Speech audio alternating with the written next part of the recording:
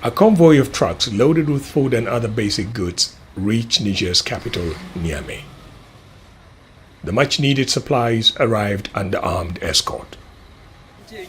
But the relief they bring will only be temporary, since the country's borders with ECOWAS member states remain closed and attacks by armed groups have been increasing. At Niamey's main market, Abdul Qadir wonders when and why his next supply of grains will come, now that the border with Nigeria is shut. We want to bring in goods, but it's impossible to do that, and what's left in the market isn't enough to go around. On a normal day, this provision store in central Niamey would be busy. Now the traffic has slowed down to a trickle. Prices of food and other supplies used to be cheap here. Now they've gone beyond the reach of many.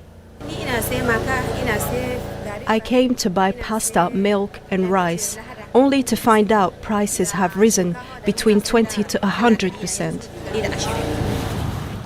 Buyers blame traders, who in turn pass the cost onto the consumer. You can't go and buy supplies at exorbitant rates and resell at a loss. The major dealers are the ones responsible. Many buyers and sellers here blame the regional bloc ECOWAS for the difficult situation people are passing through.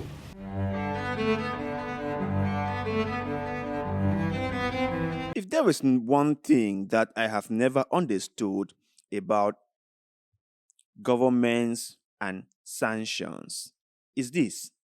And please, help me understand, okay? I might be wrong, so I'm open to suggestions and I'm open to re-education.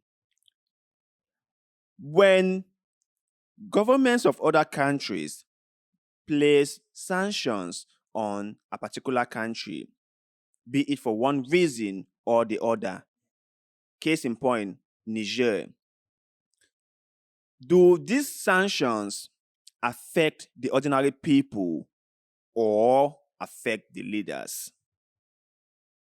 Let us know in the comment section below. Who suffer the most? Because recent events in Niger have let all of us understand how these sanctions actually worked out.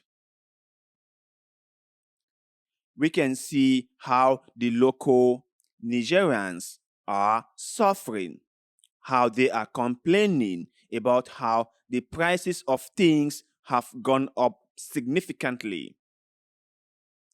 And remember, when ECOWAS was putting these sanctions in place, their main objective was to force the military juntas in Niger to back down from the coup and install the democratically elected leader, Mohamed Bazoum. See, let me share a take, okay? First, I do not support military coups in Africa. I would rather we have a democratically elected government. But in the case of West and Central Africa, I would not shed a single pity for those leaders. I will not. I will not feel a single shred of pity for them. Why? Because they have not done what is required of them. They have not done what they should have been doing. They have not put the people first. They have put themselves and their families and their close friends first. And the people are suffering.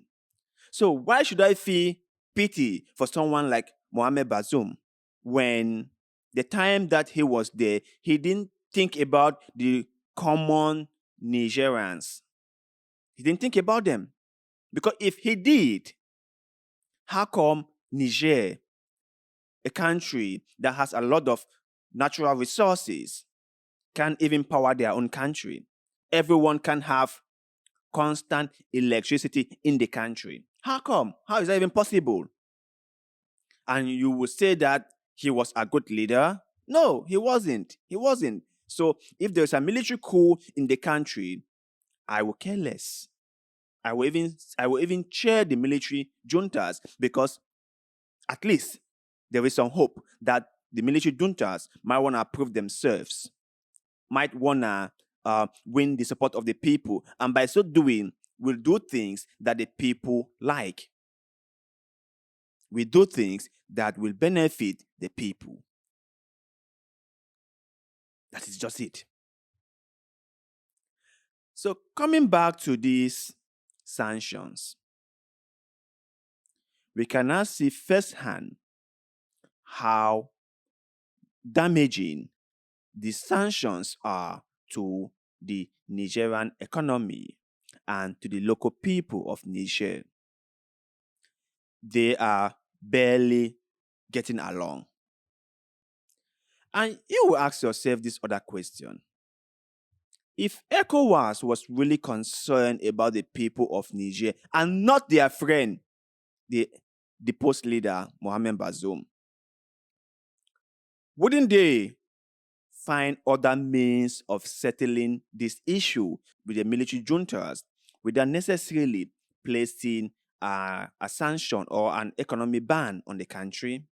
Wouldn't they look for other means of communication without necessarily closing borders with Niger, knowing fully well that if they put sanctions in place, the common people get to suffer the most? Because those military juntas, let's face it, they can always get what they want. They can get as much food as they want. Okay, they have so much money under their control. They can buy at any price.